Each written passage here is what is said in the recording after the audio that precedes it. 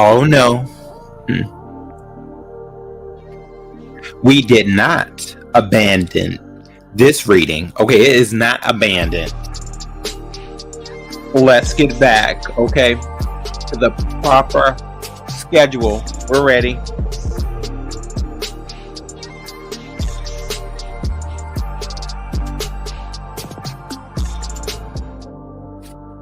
Thank you all for joining me tonight.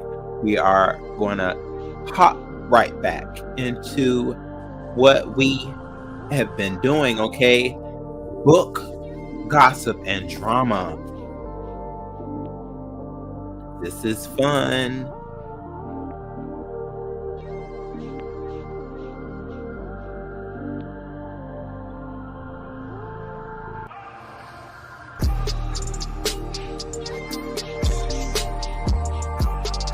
I still have not purchased StreamYard.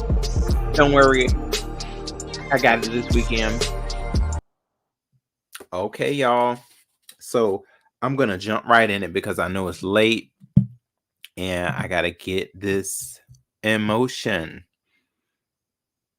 I also need to be making some content for my ASMR channel too, but that will come later on.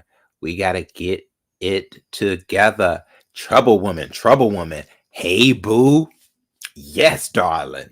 Let me get it, child. Oh, trouble woman. I know it's been quite a bit going on, but boo, I can't abandon our strong reading that we have over here. So we got us some good old jazz coming up. And y'all, we gonna hit chapter 13. That's where we have stopped at. And the name of this book is No One in the World. Let's strive for the best, y'all. Here we go. Oh, I should have got some water. Ooh. Bear with me, y'all. I should have got some. Okay.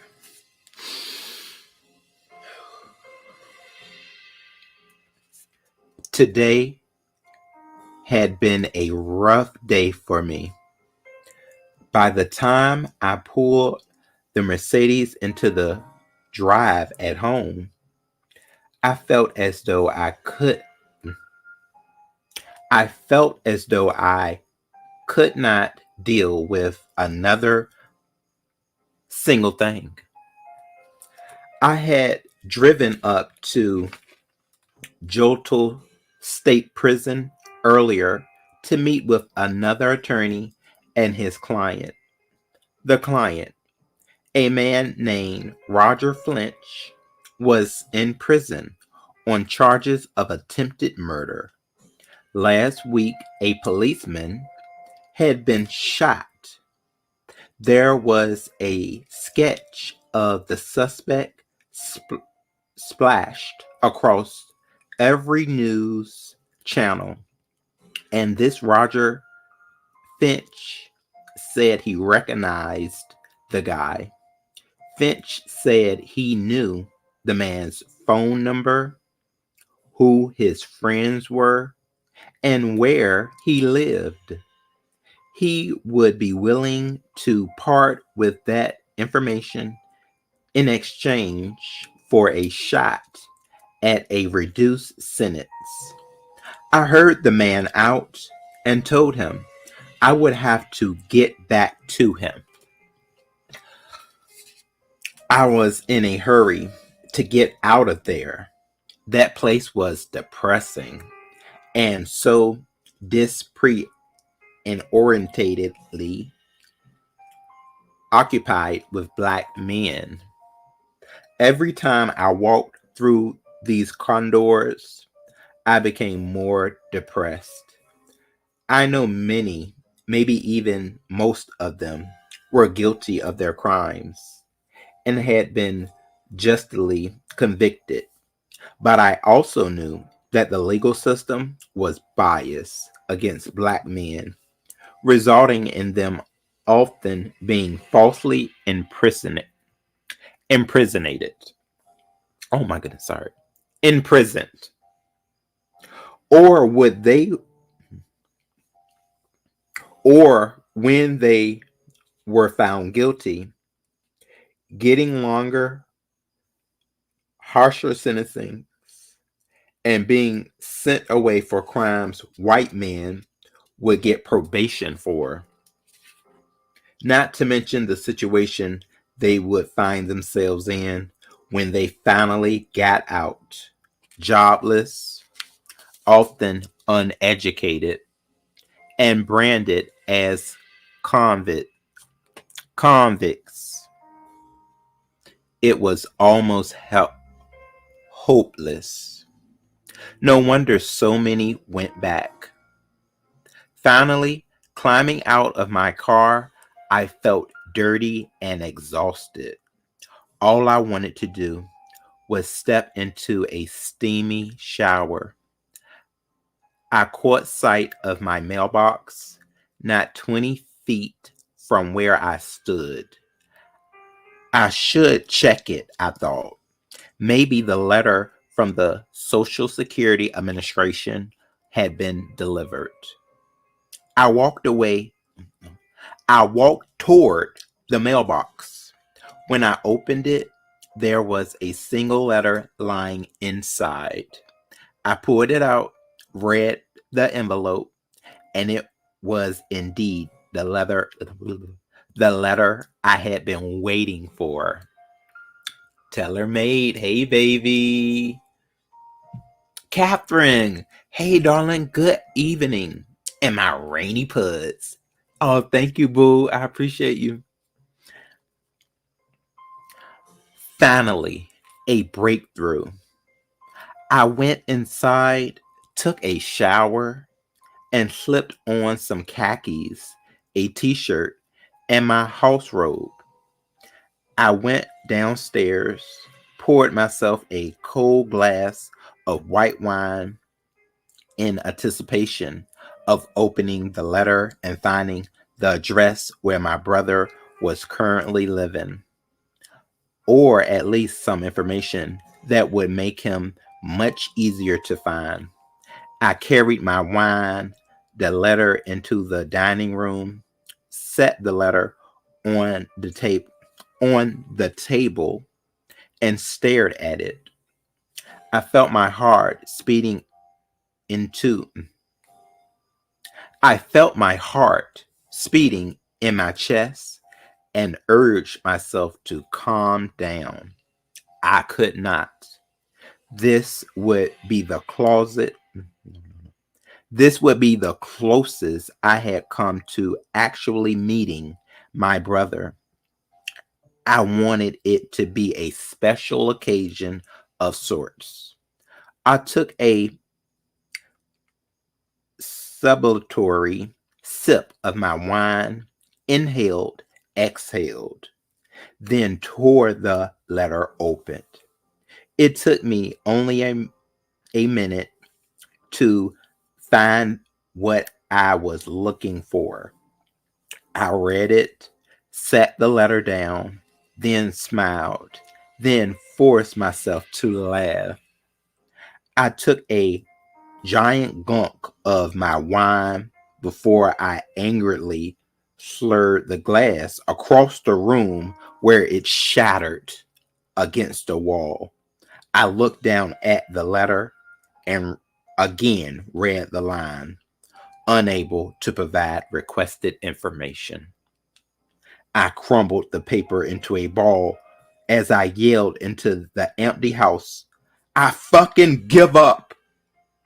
I stood there, infuriated, my chest my chest heaving. I took another deep breath. I took another deep breath and told myself if my brother didn't want to be found, or if the universe was in some way preventing it from happening, maybe it wasn't meant to be. So, y'all, I gotta say, I wonder just how much Kobe likes being basically, a lawyer in his. I guess, being a lawyer in your first stages can be a little, uh, challenging. But I don't know. It doesn't seem like it's a career that he would want to continue to do because he always kind of states about the bad things of like being a lawyer. I would like to see in this book, as we continue to read, just how much more passionate he is about actually being a lawyer. Because it just, he doesn't give me those vibes of really caring for it. He does seem that he is dedicated to doing it. Now, he seems to be a really he was giving out a lot of handsome man traits. Okay, where from wearing his khakis and t-shirt, the way he kind of does stuff. I think Kobe is a really interesting looking man. I bet you he's I bet you he's a looker. He sounds like a looker, and I would like to be right there with him drinking that wine, taking his mind off of his troubles. But yes, this whole him finding his brother thing, I mean, at least he is out here trying to find, another piece of himself. Do I feel as though he is fully grieved though from his mother and father? No, I don't feel him or his sister have been able to really just grieve, because there's been so many different situations. And I feel like even the guy, when it comes to money, you just see how it can affect people. They could care less about what you could be going through. Shakim, what's going on, bro? Shakim, we are reading this book called No One in the World. It's a really good book. It really is, bro. This is one of Elin Harris's last books before his passing.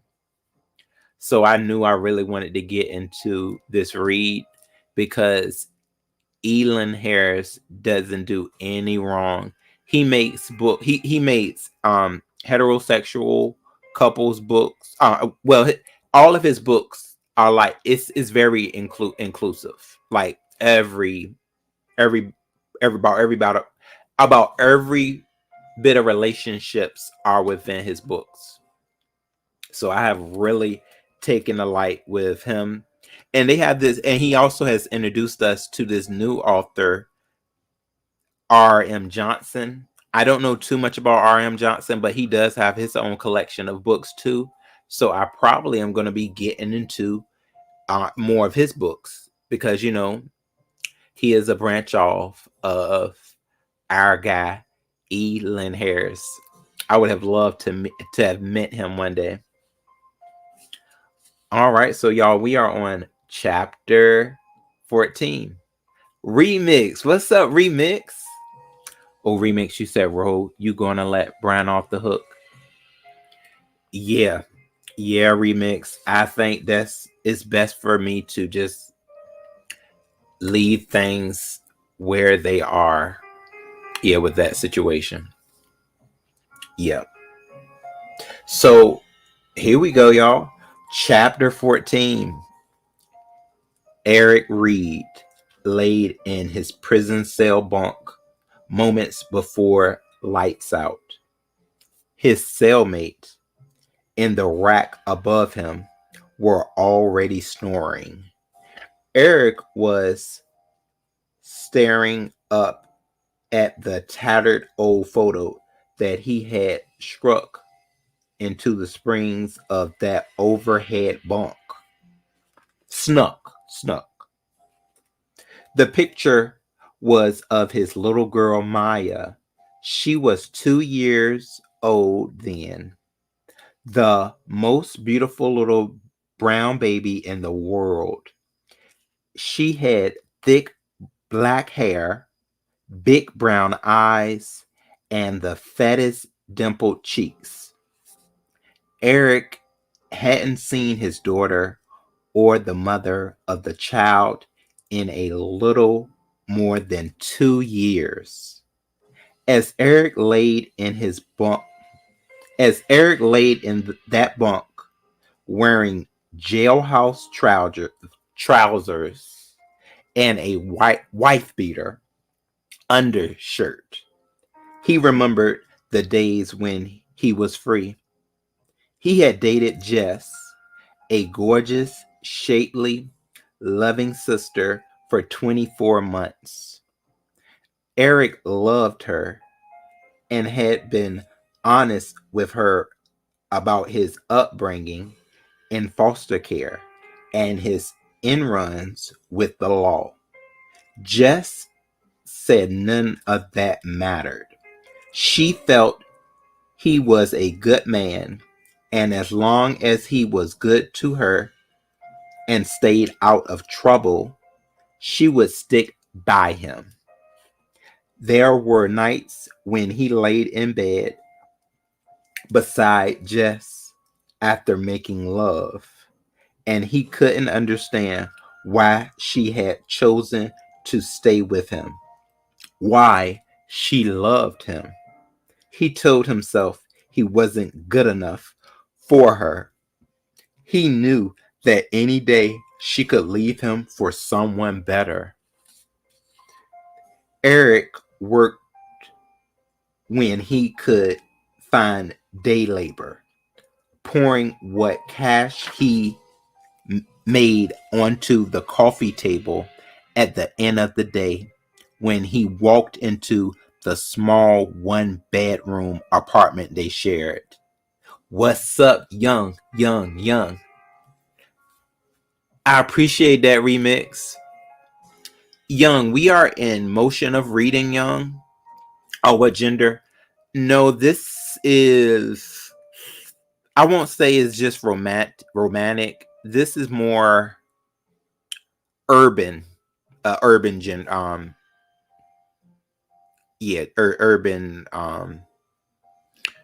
catalog. Okay. There were a couple of days when the $10 and $20 bills totaled close to $100. Most days he barely made 20 or 30, but Jess would smile and tell him what he gave as much appreciated and would help a lot. Eric knew she couldn't even buy a decent pair of shoes with that money. Eventually, Jess picked up on Eric's insecurities. She started going out of her way to tell him how much she loved him. She had even brought him flowers on 2 occasions. None of it worked. One night before bed, Jess walked over to Eric, her hands behind her back. I have something to ask you. What? Eric said. I want you to say yes. Ask me first. Will you say yes? Jess asked. Jess raised her hand from behind her back, opened it. In her palm was a plain, dull gold wedding band. Will you marry me? Eric read. Eric had nothing. He was no one. He took Jess' hand in his and softly closed her fingers back around the ring. You know I love you, right? He said. And I love you too. That's why I'm asking you to marry me. That's why I gotta say no. Just for right now. Until I can be the man I need to be for you. Will you understand that for me? Only if you stop acting like we don't belong together. And believe me when I tell you I need you with me. Eric smiled. Yeah, okay. A week later, after coming in from standing on the corner all day, hoping for work and not getting it, Eric found Eric found Jess sitting in the living room, a smile on her face. What? Eric said, smiling too, after closing the door. Come on. Oh, come here. He walked to Jess, sat down beside her. She took his hand, kissed Eric's lips. What? Eric asked again. I'm pregnant, Jess said softly. Eric could feel her practically trembling with excitement. I had a doctor's appointment. I'm 1 month. I'm 1 month. She threw her arms around Eric's neck. That's great news, Jess, Eric said, hugging her back. He didn't mean it. The money Jess made as a supervisor at Target was enough to take care of them, take care of the two of them, allowing the little bit he gave her to seem like a meaningful contribution. But once a baby and a number of new expenses came, Jess would be Jess would see just how little Eric was doing for them. It would make even plainer the fact that she had to find a better man than him. Every day up until the baby's birth, Eric wished the pregnancy away. Oh my God. Then Maya was born. It took out It turned out to be the happiest day of Eric's life.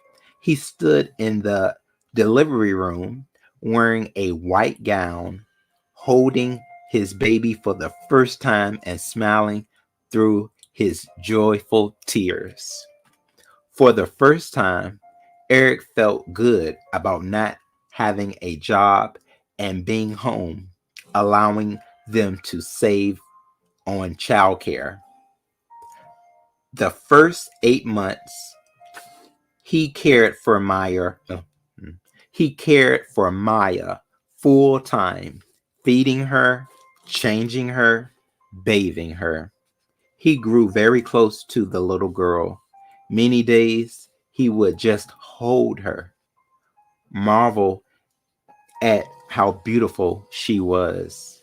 He never knew he was capable of helping to create someone so perfect. He loved that little girl so much. At times, it made him wonder how his mother could have put him up for adoption and just walk away. I'll never leave you, baby, Eric said that night, leaning over and kissing his sleeping child on the cheek. I'll always be here for you. Soon the bills began to stack. Eric would see the frustration on Jess' face when it came time to try to pay them all. Utilities, utilities were soon to be cut off, and Jess had been hinting to Eric for a number of months that he would have to find employment. While Jess was at work during the day, Eric would cart Maya with him down the street to a public library and search online for job opportunities. Jobs he was Jobs he was qualified for were almost non-existent. And with his criminal record of theft convictions, he quickly realized he had no chance at anything legal.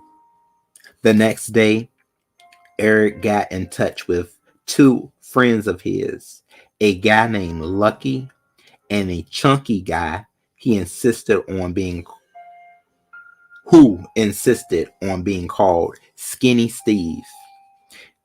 In the past, the three of them ran small crime jobs together. They never amounted to huge money, but Eric was hoping they'd to a bigger be on to bigger things by now. The next night, when the guys got together, Skinny Steve said to Luck and Eric that he had knew a guy who ran a chop shop. He'll give us $500 to $2,000 a car, depending on what type of rides we bring him. That ain't shit, Lucky said, wearing a do-rag tied over his head. It's better than what we got now, Skinny Steve said. And who and we can make as much as we want. Just keep on bringing in cars. Steve's right, Eric said. He was already counting the money in his head, thinking about what it could provide for Jess and Maya. On the night of Eric's first job, he told himself things were going to work out just fine. That was until, while speeding down Stony Island Avenue in the Ford Expedition he had just stolen, he saw the blue lights of a Chicago police car flash in his rear view mirror. Lucky and Skinny Steve were in Luck's best were in Luck's beat up Mustang trailing Eric. They quickly made a left on 79th Street when they saw the cops on Eric's tail. Standing in front of the judge, Eric could hear Jess bawling as he was sentenced to 4 years in prison.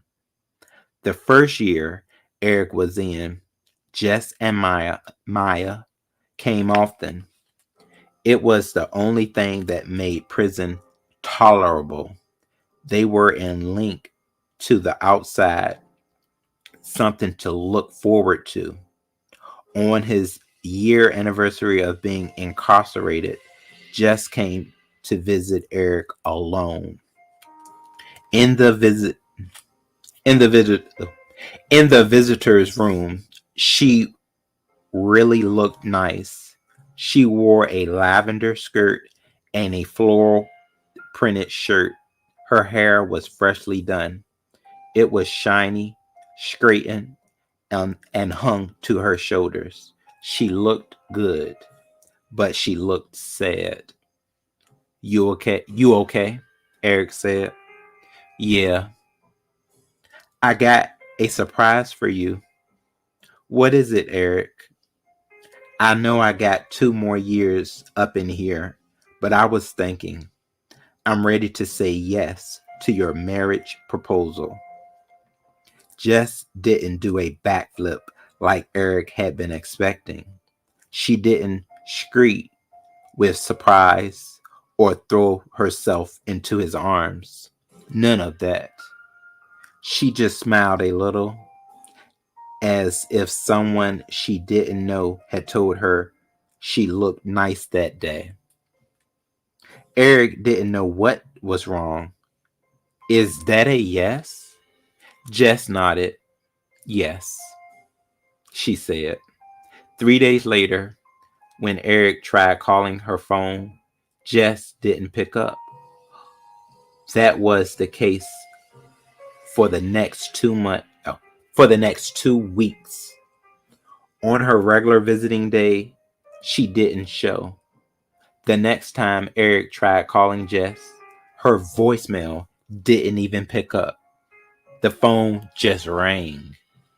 Eric stood there, the phone in his hand, looking stupid and feeling betrayed. Ooh, oh my goodness.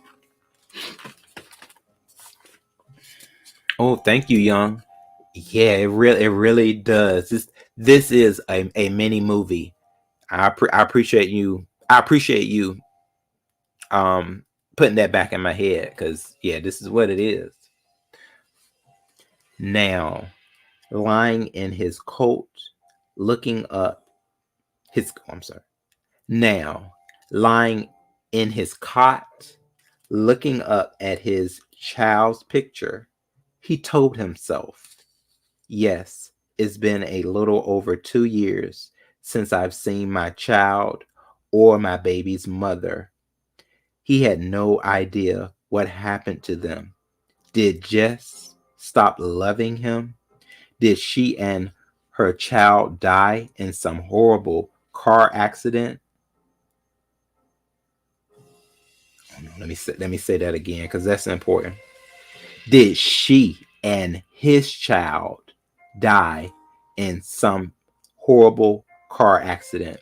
He had looked her up on the internet and searched Facebook trying to find her, but she disappeared.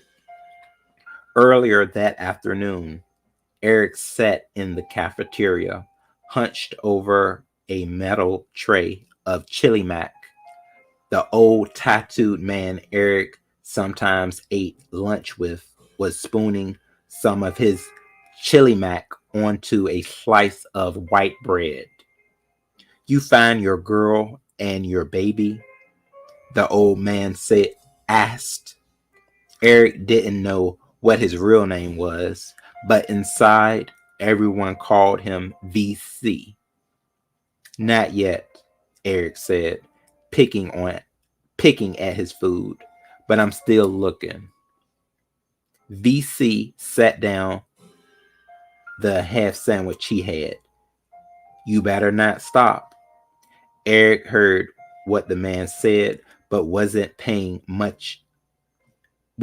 him much mind.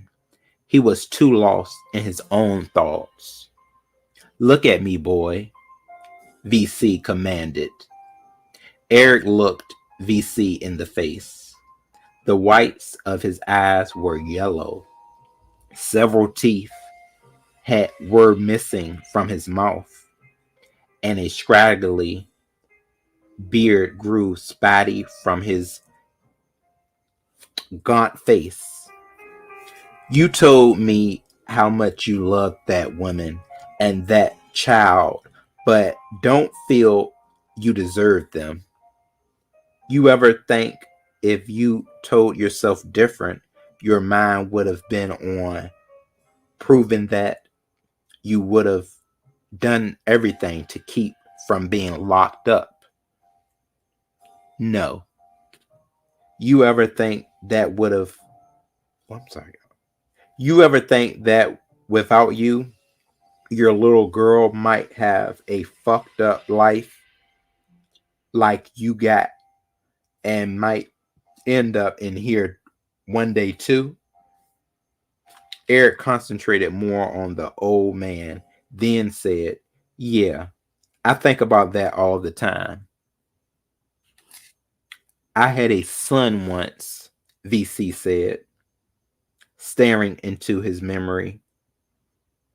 He was 11 years old. I hadn't seen him since he was 6, but I had 2 months to go on a 5-year sentence. And I promised myself when I got out, I was going to be the best goddamn father I knew how to be. But his mama would write me, told me he was running them streets. I told her to keep him in the house, but the boy was wild and he'd get out there. Every night I prayed that he'd be okay till I got out. I would tell him that I loved him, teach him that all he needed was in here. Wait, hold on. I would tell him that I loved him, teach him that all he needed was in here, VC said, pressing his fingertips to his heart. But 2 weeks before I was released, his mama called, told me he had been shot and killed and left on the street. Garbage men found him the next morning on his route. Garbage man found him the next morning on his route. VC wiped a tear from his face. It was all, he cried. He tried to speak, but his voice cracked with emotion. He cleared his voice and said again, it was all my fault. He was trying to be like his old man, and look where it got him. VC reached over the table, clamped Eric's forehead with a dirty, wrinkled hand, and held tight. You be a man. Find that little girl and be a father to her. You hear what I'm saying? I hear you, Eric said, his voice soft. In his bunk, Eric told himself he didn't need VC to tell him what to do. He had realized it some time ago, but the pain in that man's eyes, the regret that dragged him down, was something Eric could have got out of his head. Was something Eric could not get out of his head. He would be getting out of prison on parole in just 3 days. He would find Jess one way or another and tell her he wanted his family back. Ooh, y'all, what a story. Hey, Max, Boogie, Max, hey, babe. I appreciate you, young. So yes, y'all, this so far, I just gotta say, so we, not Kobe, but we seem to have found Kobe's brother. And Kobe's brother, as we see, he is a straight man, and he has found the love of his life for the most part. But unfortunately, he got caught up on the streets and he wound up in jail. One thing that I can say that kind of caught me in kind of figuring out who Eric is that he had a little moment there where he was unsure about his daughter, and it was because he was in that state of pride that I feel men have, and he didn't feel as though he could provide for her. But as soon as he saw her, he saw just how much, he just loved her unconditionally. So, and you see that happen a lot, not just from the father's point of view, but sometimes the mothers as well. I've seen it happen when a mother is kind of in a toxic relationship, but once the baby comes out, all things change. So, I really saw that. He seems to be, I'll say, a guy that we can definitely tell that he may suffer, just a tad bit from peer pressure that may have got him in this predicament. I really think he loves this little girl, though. And I mean, we really can't blame his girlfriend, Jess, for her if she did maybe step out on him. It seemed like she really loved him, though. Like, that's the thing that's kind of, it's so something, I guess something must have happened, we all know sometimes our decision making is not always there, especially when we are in front of somebody. So I understand how she could be feeling. I do. Muffy, hey baby, good to see you. Oh, see, look, Young said, are you reading from a newspaper? No, Young, this is a book right here. This is a full novel. Yeah, you better get into it, Young. Get into it. My Unhinged. Hey, Unhinged. Good to see you. Yeah, oh yeah, y'all know Young is be trolling me just a tad bit. Oh, you said it happens every day. Yeah, I bet, Young. Yeah, I mean, really. Okay, y'all. So we are about to hit on. Oh, so do you see how good this is really getting though? So Eric is pretty much about to be on parole, so you already know what he's about to do. Okay, he's ready to find his beautiful girlfriend and beautiful daughter. So let's see here. Let's see what chapter 15 is going to bring us. Oh, okay. Chapter 15. Aust- oh, you know what, y'all? I'm so sorry. Hold on 1 second, y'all. I need to get some water because it's going to be rough if I don't. 1 second.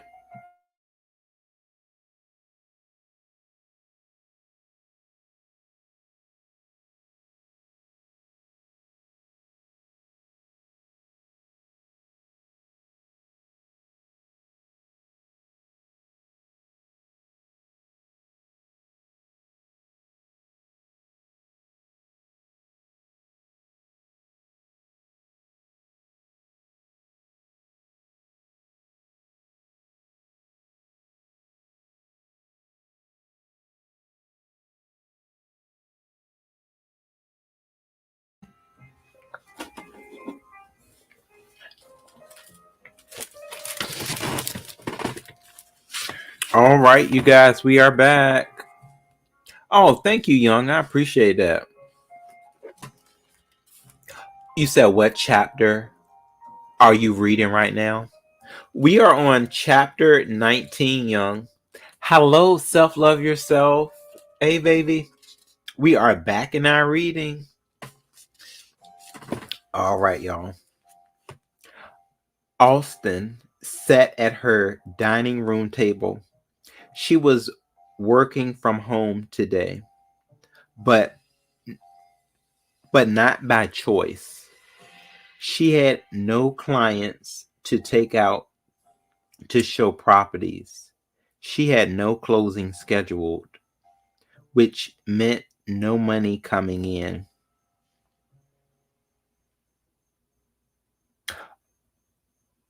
Across the table were printed listings of homes that had been drastically reduced, but still no one wanted to buy.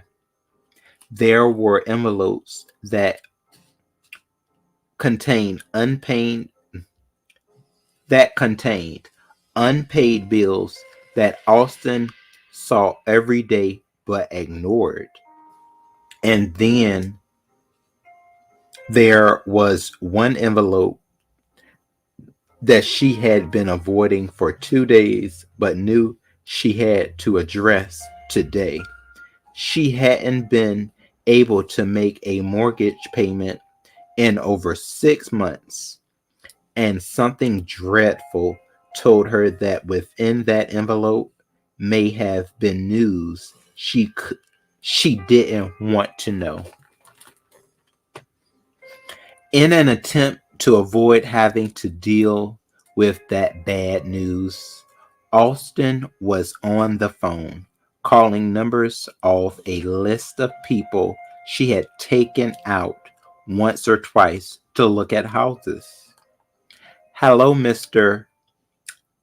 Hadley, Austin said, smiling, because she'd been taught if she smiled on her end of the phone, the sound of happiness would be I'm sorry, conveyed to the caller. She didn't know if that was true or not, but she needed every advantage she could gain right now. This is Austin Greer. We went out 2 weeks ago looking at properties. Yes, I remember, Mr. Hadley said. You told me to call you in a couple of weeks. So here I am, calling you back. She smiled. Silent. So are you still in the market? Austin said. I was thinking we could meet downtown and I could walk you through some more places that have just been listed. I have a busy day today, Austin. Oh, no problem. I can always email the listing to you and you can get back to me. What is your email address? Austin asked, grabbing a pen. Austin, I don't think I'll be doing that. A couple of weeks ago, you seemed very interested in. I was, Mr. Hadley said. Actually, I just closed on something 2 days ago. I'm sorry. Austin was speechless. 2 weeks ago, she had driven this man all around the city for more than 6 hours. She had even taken him out a week before that for almost the same amount of time. Austin was crushed. Excuse me, Mr. Hadley, Austin said, trying to maintain her composure. But you told me that we would be working together, that I would be your agent. I know, Austin, but my wife found someone that she preferred, so we. But you told me we'd be working together. Your wife finds someone else, and what does that mean? Aren't you supposed to make the decisions? Oh. Excuse me, Mr. Hadley said. Do you know what do you know what that commission would have meant to me? Austin said, feeling herself losing it. She didn't care. The client had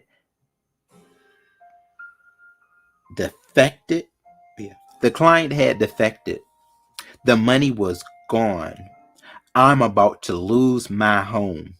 I give you valuable hours I could have spent with someone serious, and you screw me like I work for free. Mr. Hadley, you are nothing but a click. The phone clicked. Hello? Austin said onto the phone. There was no answer. Hello? She slammed the phone into its cradle and turned away from the table, wanting to cry. She focused on the Bank of America letter and grabbed it.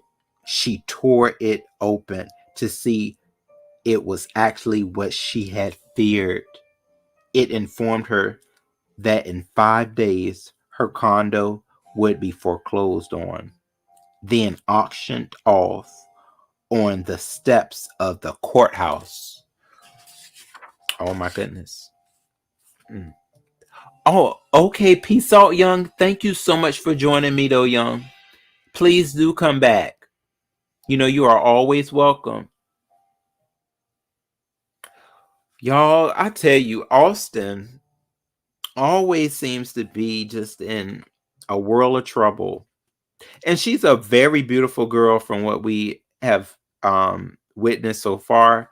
I feel that she could have definitely participated within the all natural challenge. You know, she has that nice dark chocolate skin. It's sad though what she is going through. Okay, so y'all, we have really got in on some chapters.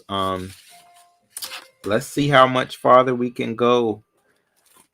And then we're just gonna do a little bit of reporting and do our thing. All right, chapter 16. Eric sat on his bunk, unable to believe what he was looking down at. Just last night, he was thinking about Jess, wanting to hear from her, and like magic this morning, she had contacted him through the letter he was holding now from a lawyer she had hired. He would have never guessed it would have been a petition from Jess. Oh, I'm sorry. He would have never guessed it would have been a pension from Jess, trying to strip him of all his fatherly rights. But that's what the letter said. Can she actually do this shit, man? Eric said, waving the document in front of his cellmate, Black. Yeah, man. I knew a dude it happened to. And once it's done, it's permanent. Eric's cellmate was an extremely well-built man with very dark skin, the color of crude oil, and a perfectly shaped shaven head. He wore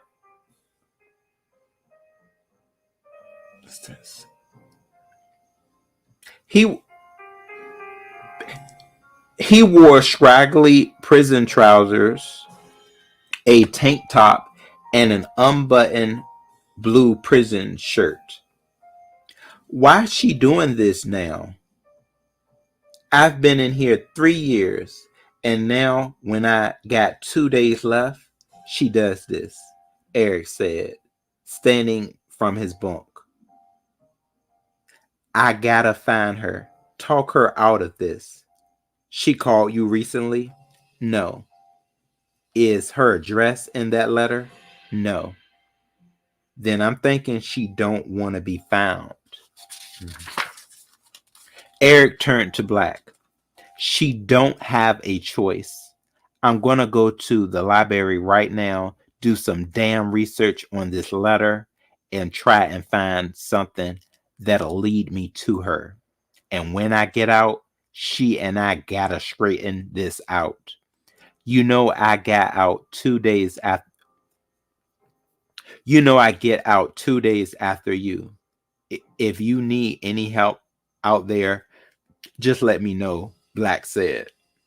She might have a boyfriend who don't care how much you want your daughter back.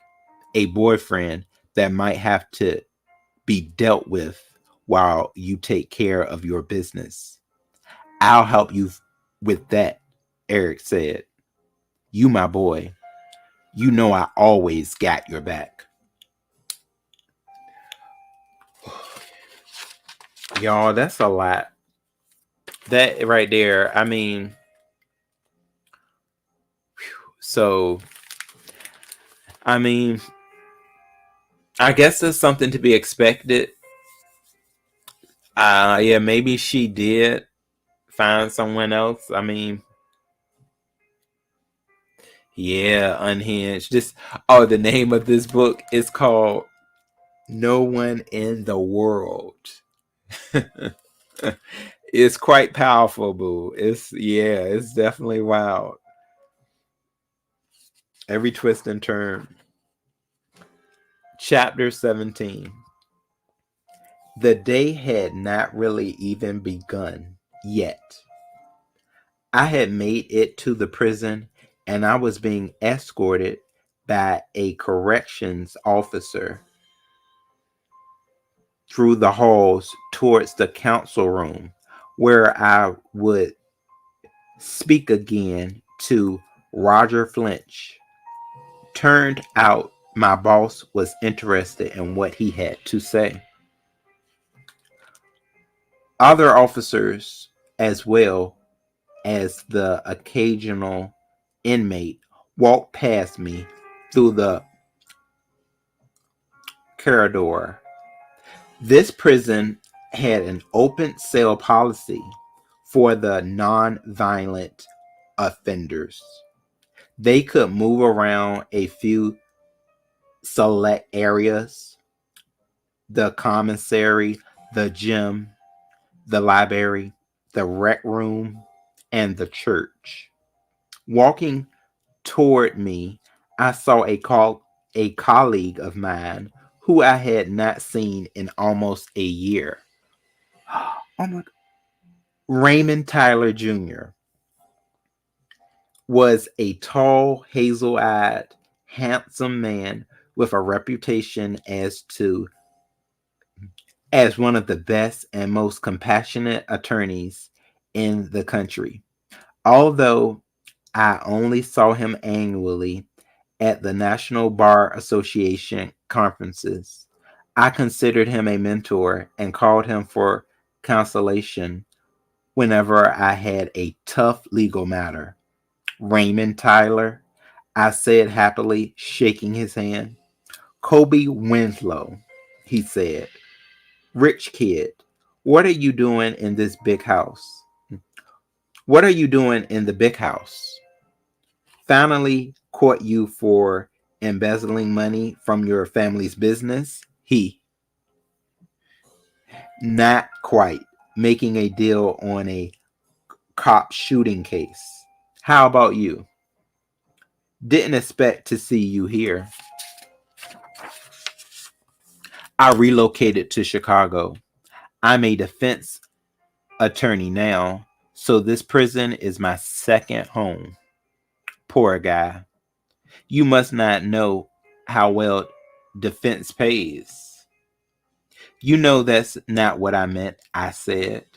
Well, Raymond said, slapping me on the shoulder and releasing my hand. Time to make the donuts. It was it was really good seeing you. Maybe we'll bump into each other again sometime. Hopefully, I said, smiling. I said goodbye and started down the hallway by I said goodbye and started down the hallway but stopped and turned, watching as Raymond walked away, thinking that maybe I should have asked him out for a drink. It would have taken my mind off of everything that was going on. But then I figured I had enough on my plate. Why drag him into experience? Why drag him in to experience my drama? When I turned back around, I was almost knocked off my feet. My brief, my brief, I'm sorry. My briefcase fell out of my hand, banged to the ground, and bleached all over my confidential papers into the air. I immediately dropped to one knee to gather them up. As I quickly swift the papers together, I saw another pair of hands helping and heard a man's voice apologize. I'm sorry. And heard a man's voice apologizing for steamrolling me. It's okay, I said, my head down, my eyes focusing on stuffing the documents back into my briefcase. Next time, just watch where you're going. I'm really sorry, the man said again.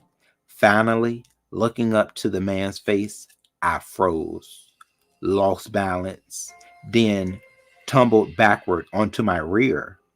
Looking up at the man, I couldn't believe what I saw. The man staring back, shocked and wide-eyed, was the splitting image of me. Ooh. He slowly reached out to grab my hand and help me up. I stared at his hand for a long moment before taking it. This man, who could be no one but my brother, pulled me to my feet. The correction officer, I'm sorry. The corrections officer did a double take, then shook off the disbelief that momentarily appeared on his face and said, I'm sorry, sir. He turned angry eyes on my brother. Get back to your cell and watch where you're going next time. No, I said, my voice softer than I wanted it to be. He's fine. My brother and I stared at each other for a long moment, as if we as if we were the only two men in the corridor or in the prison. I finally spoke. What is your name? In my heart, I already knew the answer. Eric Reed, my brother said. Who are you? I extended, oh God. I extended my hand to him.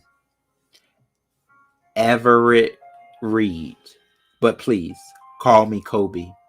I'll explain later. I smiled. Wow, y'all. So he has found his twin brother. Lady Tia, hey boo.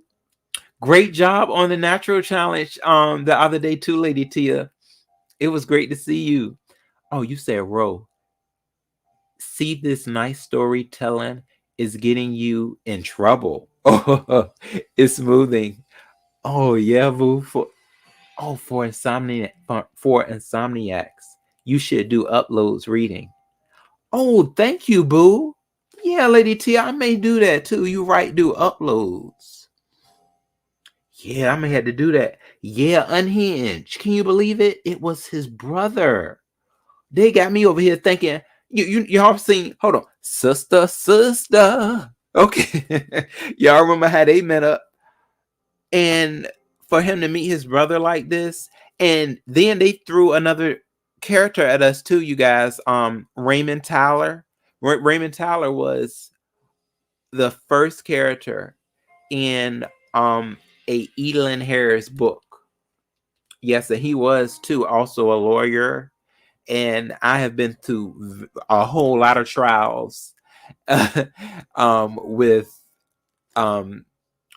Raymond Tyler during his the novels that were made about him. So yeah, this is good stuff, everyone. So I think I'm going to do one more chapter because this is just we've met, the brothers have met each other now, and just imagine you something like that happening. You bump into your twin, and but I'm thinking about what was going through the guard's head though, because the guard was just trying to throw him back into the cell, but I'm like, were you really, the guard must have not been paying attention. He must not have seen just how, because Kobe said that they looked just alike. So I can only imagine me being in that position of being like the fly on the wall, or being being the third party to twins meeting. That would be quite interesting. All right, y'all. Chapter 18. After my meeting with Roger Finch, I sat slumped in the chair across the table from where Roger had sat. Holding my head in my hand, I felt conflicted. I had given up looking for Eric, but now had found him. Unfortunately, just as my sister predicted, he was not the man I thought he would be. Yeah, Unhinged. I thought so too. That guard, maybe he was. You know what? He probably was shocked, but he was just one of them ones that were very much a workaholic. Sometimes being a workaholic make you just. I tell you, certain things like that, you won't even pay it no mind. You be numb to it. Oh, Lady Tia, you said I'm gonna show you an example in your comments. Oh, thank you, boo. Story time is relaxing with a little music. People use this type of content to relax and sleep. Oh, okay, boo. Yes, please do let me know. Onion said he was a mean one. Yeah, I think so too. Yeah, he probably was just mean and really didn't care. All right. I looked up at the cell door. The guard was still posted there. I could walk out, forget I ever saw Eric, and never come back. I didn't have to ask where Eric was. I didn't have to ask why Eric was here. I already knew. Something told me he was the same man I prosecuted 100 times in the past. He was DeAndre Moore, Roger Flinch. I had no time or love for men like that. I stood, grabbed my I stood, grabbed my briefcase, and walked toward the cell room door. The corrections officer said, "Is there anyone else you need to see, sir?" "No," I said. Without giving it any thought, I walked 10 feet or so, hearing his steps echo mine. I stopped. Eric was just like all those men I knew so well, but there was one difference. He was my brother. I turned to the CO. On second thought, there is one more I need to see. When I finished telling him all that happened to me over the last 30 years, Eric gave me a very strange look, one I didn't think I could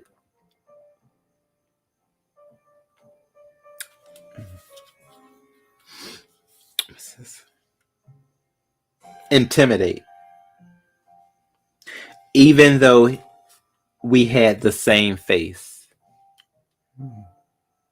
Why didn't the family that adopted you take me too? They said they only wanted one son.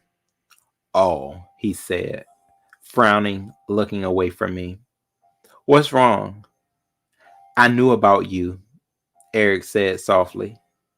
What? I said, shocked. How? My mother, our mother, wrote me a letter when I was 8, explaining why she gave us up, apologizing, stuff like that. Why did she do it? I asked, yanking the seat out from under the table and sitting so I could look directly into my brother's eyes. He stared back at me and said simply, "We were too much for her. She was young, stuff going on, you know." I didn't know. I felt jealous, envious. We had both been given up, and even though I had been adopted by a wealthy family, even though I was raised by a mother and a father, it felt as though he knew our natural mother much more than I did. Why are you here, Eric? He scratched the back of his neck. It hasn't been easy for me. And there it was. My brother was indeed one of those guys. My brother was indeed one of those guys. What hasn't been easy? You know, life. Were you ever adopted? I asked. Eric shook his head. One foster home to another. Shitty way to be raised, you know? One day, I want you to tell me why you're here. Can you do that? You're a big time lawyer. Access my records. Find out for yourself. I don't want to. I want you to feel comfortable enough to tell me. Why don't you try now? No. I looked away up at the ceiling. I looked away up at the ceiling. Okay, how much time do you have left? Eric's face brightened a little. I'm out in 2 days. Really? I said. What are you going to do? Where are you going to go? Don't know, Eric said. Halfway house, I guess. He looked at me as if warning. Oh, he looked at me as if waiting for an invitation. I could not help but think what Sissy would say. She'd lose it. There was no question. I looked up at Eric and said, why don't you stay with me? Oh, wow. Okay, y'all. Whew. Mm-mm-mm. I, I'm going to go right into chapter 19 before we discuss this because we got to see what's about to go down. Okay. Chapter 19. Eric walked back into his cell as if in a daze. Black was lying in his top bunk, deeply engrossed in his handheld video game device. Eric stood in the middle of the cell. He didn't say a word. Black paused his game, swung his feet over the side of his bunk, and sat up. What's up? Eric asked. You never guess what just happened to me. We're in prison, player. Try me. The same thing might have happened to me yesterday. I just met my brother. You ain't got no brother. I do. I just never told you about him. We're twins. Nah, Black said, jumping down from the bunk. Nah, two of you? I don't believe it. I just bumped into him in the hallway. Well, I guess it's cool you saw your brother, but it sucks that he's a convict just like you. He ain't no convict. He's a lawyer and he's rich. Dude's name is Kobe Winslow. You know, the people that make the hair stuff. You mean Winslow pomade in the little metal can? Yeah, those Winslows. Hell no. When I used to grow up my hair, when I used to grow my hair, that's all I'd use. Winslow's pomade, do-rag, brushed it all day with the soft bristle brush, waves like crazy. That's what's up, yo. He's paid like that, Black said, seeming not to believe the news. That's what he told me. Damn. He gotta break you off with some money. Give you like $1 million or something. I ain't playing it like that. He's already doing enough by letting me live with him for a while. He's gonna let you live at his crib? Yeah. You still ought to ask him for some money. And if you don't want it, give it to me. I could always use some cash. Eric laughed. Black wasn't smiling. I'm serious. No, Black. Why is it always about money with you? He's on the outside and he's a lawyer. I told him about Jess, about him, about her trying to take my daughter away. He's going to try to find her address for me and give it to me when he picks me up day after tomorrow. I ain't messing that up by begging for money. Okay, man. Black sighed. Your life is about to change. Come on. Oh, come on. Yours too. Oh, come on. Yours is too. Eric said, slapping Black on the shoulder. We both getting out of here, and we gotta still be tight when we do. Oh, no, let me get that right. We gonna both be getting out of here, and we gonna still be tight when we do. Okay, y'all. So so at least I see, because I'm gonna tell y'all what I was thinking, and it seems that Eric wants to do right by his brother. You know, when Kobe was about to let the brother move in, I just was thinking the worst. You know, sometimes you can't, like, him and Black were gonna, maybe do some things, but okay, it's not that. Eric seems like he really may be trying to get to know his brother, and he is really determined. I know he wants to find out what's going on with his baby's mother, and I'm sure his baby as well. This is something though. Black. Oh, oh, good night, my lady Tia. Oh, Unhinged, you said Black didn't believe that. I guess he couldn't believe. Oh, I guess he couldn't believe he heard. Oh, yeah. Unhinged, you say you don't think Black is very nice.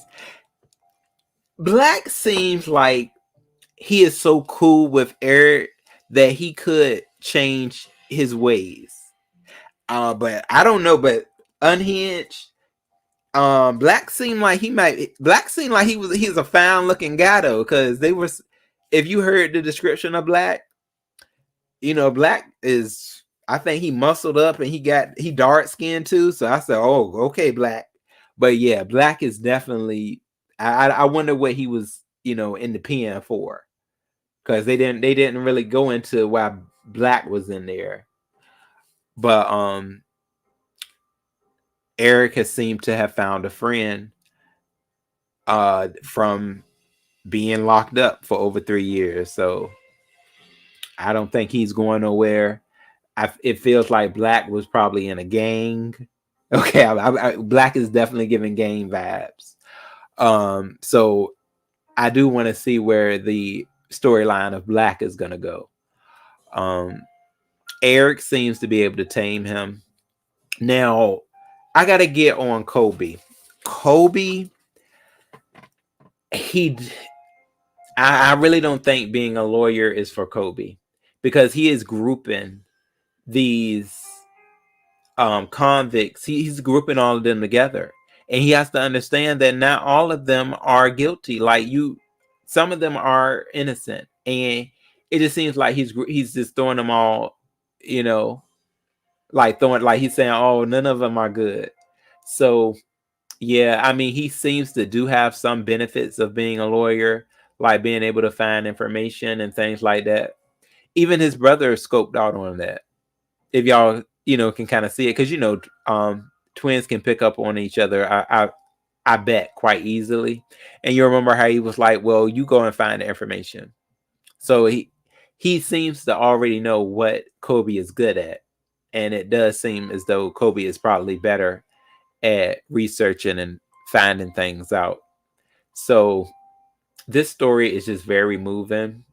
I am happy that these two brothers have reunited. I want it to be good though. I want them reuniting. I want it to turn out well for them, because I feel more than ever they need family. This is quite heavy. Kobe needs to do what he can to keep his brother from going back to prison, because that's something that I'll say is real scary. When a loved one gets out of prison, I think if you can, just try your best to do what you can to care for him, because you don't want him to go back in. What a book. Oh, Unhinged, you said he wants Eric for himself. You think you know what? I don't know. Unhinged Black seemed. Mm, I don't. I'm gonna say like because Black, he said he had the crazy waves. I don't know. We gonna have to see more about Black. I don't know if Black was in the prison getting down. He said Black seemed like he is. I know he seemed like he's definitely into women. I don't know if Black done stepped out like that though, and how long he's been in there. Oh, you said, oh no, that's fine. Unhinged. You said, I don't think he wants Eric to venture away too far and leave him behind.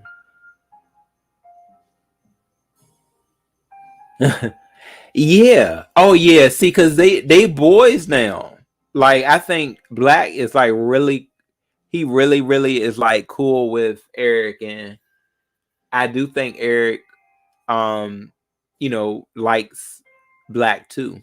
I think they have really formed a bond. A brotherly bond. We probably maybe they'll get more into that too, though. What a book, y'all! So I really appreciate y'all.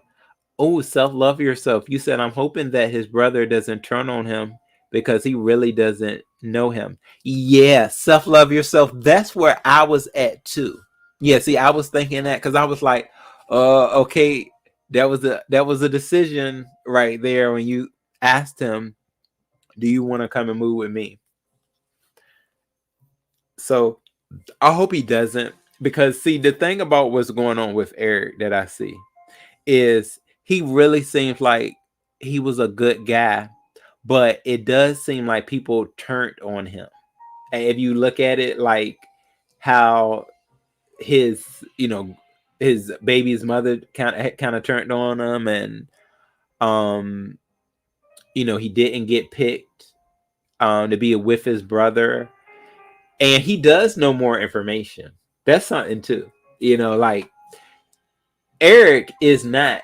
You know how they were trying to make it seem like Eric has nothing.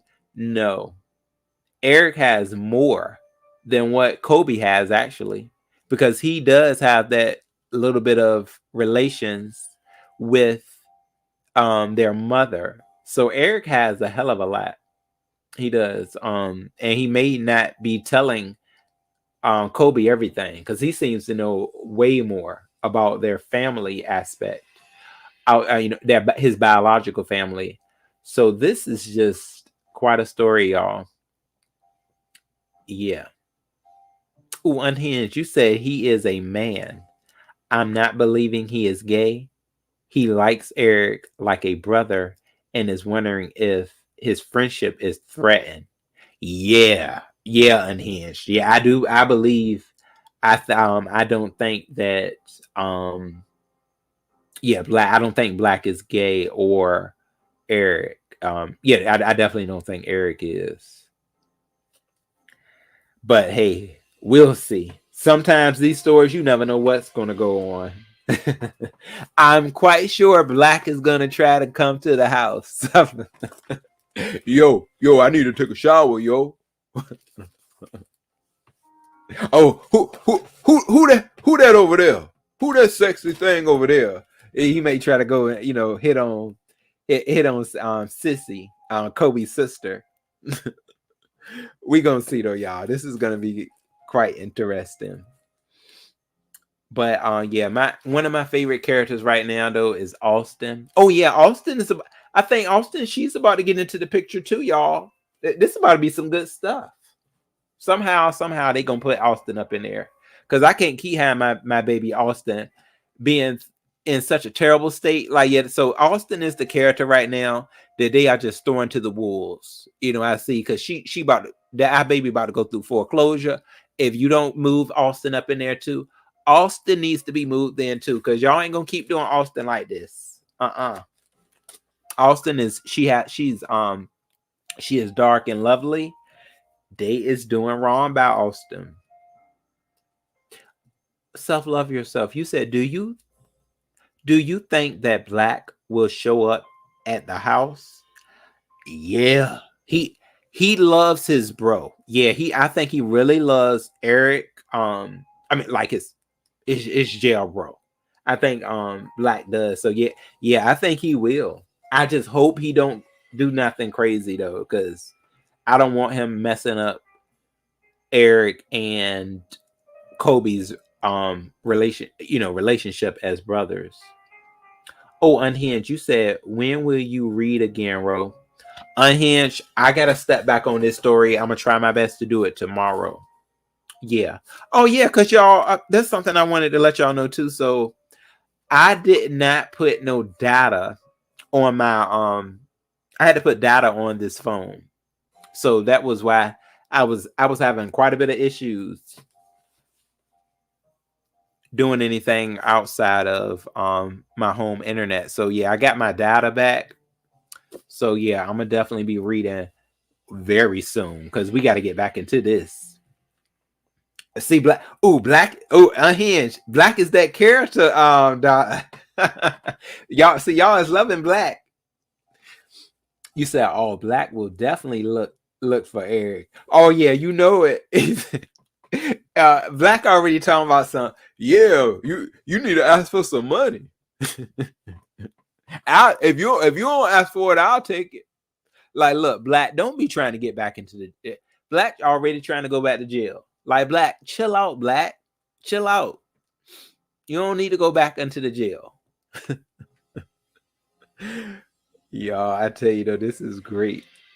Yeah, self-love yourself. Yes, Google, StreamYard, I think has been quite a bit of problems. So y'all, I hope you all let me know next time what y'all feel to be, and in the comments what y'all feel to be your favorite character is, who your favorite character is right now. Austin Greer, she is one of my favorites. I just hope that it turns around for her. I like Eric, but I just I just want to have a talking with Kobe. I think I just want Kobe to start looking at things a little different. Yeah. But yeah, my girl, I ain't gonna stay away from my girl Austin. I do. I like her. She's one of my favorites. She is my favorite. Oh, self-love for yourself. You said if you have a Apple iPhone, they said to stop using Chrome. Oh, really? Thank you for that information, self-love yourself.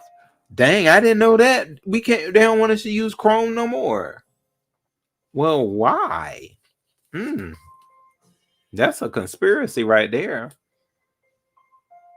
These phones about to shut off. Stop using Chrome. I kind of love my Chrome. I can't even. Yeah, dude, I can't even lie to you. So I'll try to get up off of it then. Thank you, Unhinged. Me too. Yes, I highly enjoyed this. We gonna be getting back into our session quite soon, Unhinged. I'm not about to leave y'all. Yeah. So, all right, everybody. I will shoot. You know what? Let me see here. Y'all, let's just do. You see how we do?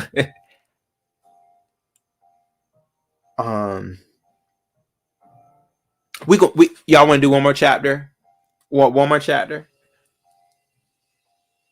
And then we just gonna end it, and we'll talk about it next time.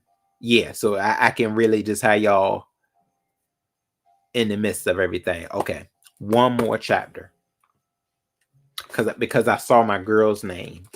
Here we go, y'all. Chapter 20.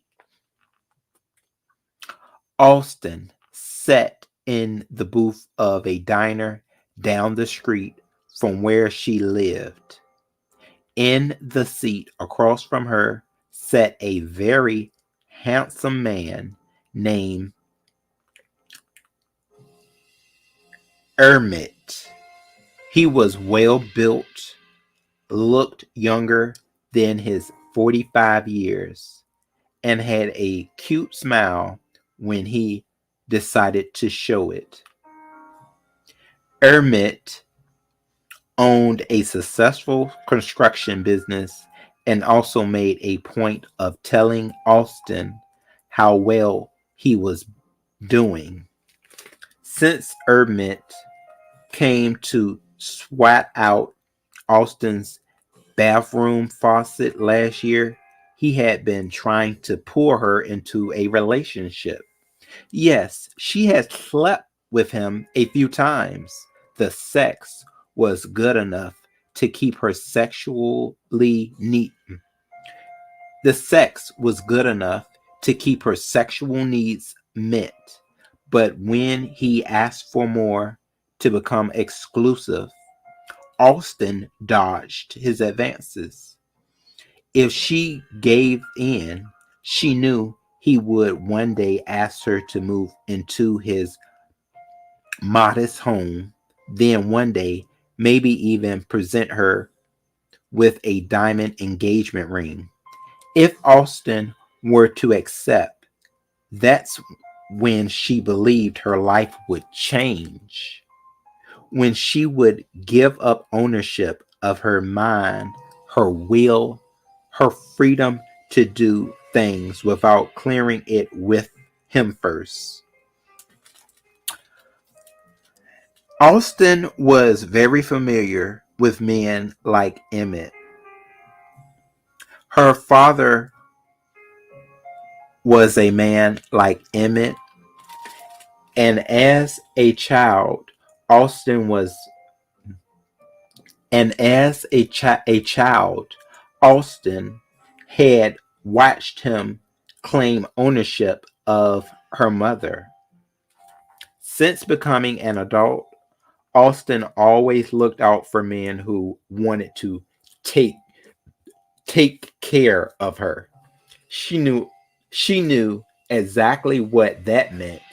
She was not interested. No way, no how. Over the last month, Austin had distanced herself from Emmett, but she had not anticipated just how hard things were going to get for her. She actually had thought on a couple of occasions that maybe she shouldn't have pushed Emmett away so quickly. That maybe now now she couldn't oh, I'm sorry.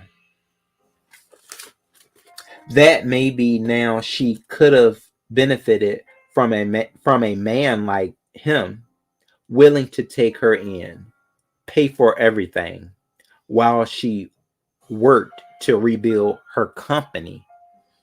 She even thought of calling him back, maybe apologizing and hoping he hadn't found anyone to replace her just yet. But losing her house or not, Austin didn't know if she was ready to give over control of her life. Then, to her surprise, this morning her cell phone rang. She sat She saw that it was Emmett calling and quickly picked up. Sitting across from him now, Austin watched him pick at his fries. He had something pressing on his mind. Austin could tell. She was bracing herself for the moment when he finally found the courage to come out with it. She didn't want to wait long. Oh no, she didn't have to wait long. I love you, Emmett said. Austin stopped sipping from her glass of water. Really? Over the last month, I realized that, Emmett said. And I asked you out today to tell you that we should be together. I think things might be kind of hard for you right now, but us getting together might make it easier. He was putting on his cap, trying to be a captain, save a hoe. He was asking for permission. He was asking for permission to rescue her. If she could just put aside her beliefs that every man wanting marriage wanted to control her, she would use this opportunity to save herself from implementing doom. But Austin wasn't sure she could do that. And when would you want us to get married? As soon as possible. I can take time off whenever, Emmett said, starting to get excited. You know, I got my own business, so I make my own rules. I know that, Emmett. We can take two we can take 2 weeks and go anywhere you want to go. That's right. That's right. But I couldn't be away from work that long. Work? You wouldn't have to work no more if we got married. Yeah, but I would. But I wouldn't want you to. I want to have kids. And like I said, I got my own. I know you got your own business, Emmett. I've known it since the first day I met you, Austin said, aggravated. Remember, I hired you, but just so I get this straight, you'd want me to have kids? Yeah. Stop working? Yeah. And what would I do for money? I'd give you an allowance. Oh, no, he didn't say that. A little something every week so you can buy yourself something nice. I wouldn't have a problem with that. Emmett smiled. Is that how your parents do things? Daddy gave mommy $5 a week. Emmett nodded. But it was a little more than that. Well, that's how my father did my mother too. He treated her like a child, worse, like his pet dog. He told her what she could do and when she misbehaved, he beat her. Is that how you want things to be between us, Emmett? Austin said, loud enough to draw the attention of the other diners. Austin, look, I just want to take care of you because I know times gotta be hard. And Austin laughed. Oh, you don't know the half. My car was repossessed. I sold all my furniture for cash, and my house had been foreclosed on. Oh, and my house has been foreclosed on, but I'll find a way to make it without your weekly allowance, Austin said, standing from her seat, grabbing her purse. Goodbye, Emmett. And please don't contact me again. Girl, you walk on away from that. Did you hear? Y'all, this is why Austin is my favorite character. No, he did not say a little allowance. See, you sit there, he had that six pack. He got a six pack. He think he about to do her like that. Austin said, buddy, I'm out of here. Y'all, this was a lot. But yeah, so we are going to definitely get back into Austin and all the other characters. Oh, Unhinged, you said they came in my house and installed fiber for my cable. I had to take off from work. Oh, okay, boo. Oh, dang. I see how that can be. Yeah, see, boo, I know you got to get back to the money, Unhinged. Unhinged said, "Run away from him fast, Austin." Yeah. Oh, he done came out with. I mean, I know she right now she ain't doing too good, and she may have to take what she can get. But no, Austin said, now I'm not no cheap floozy.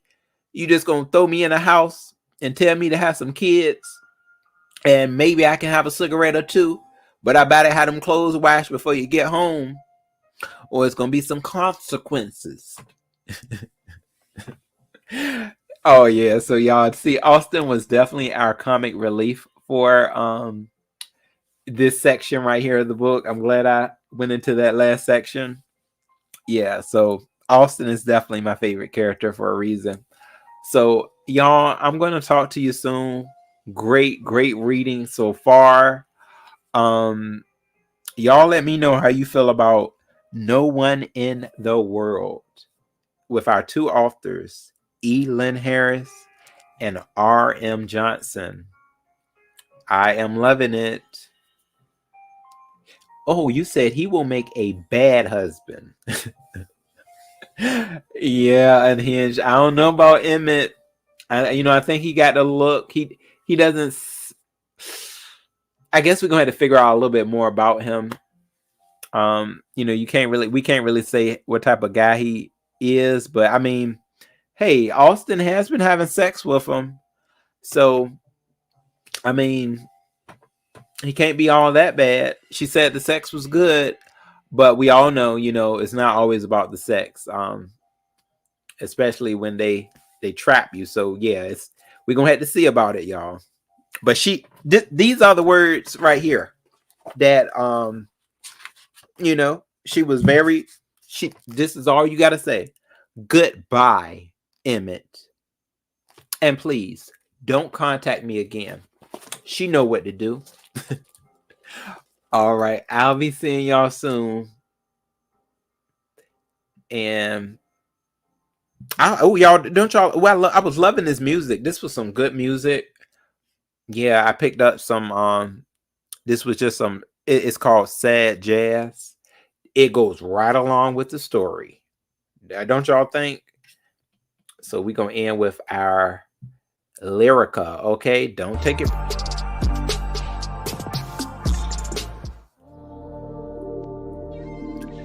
Thank you, Unhinged. I'll be looking forward to you, as well as myself. Love yourself.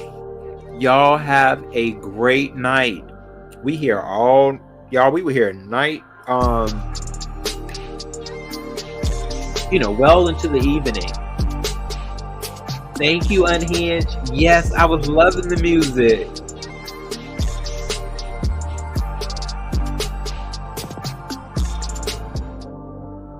All right, everybody. Good night.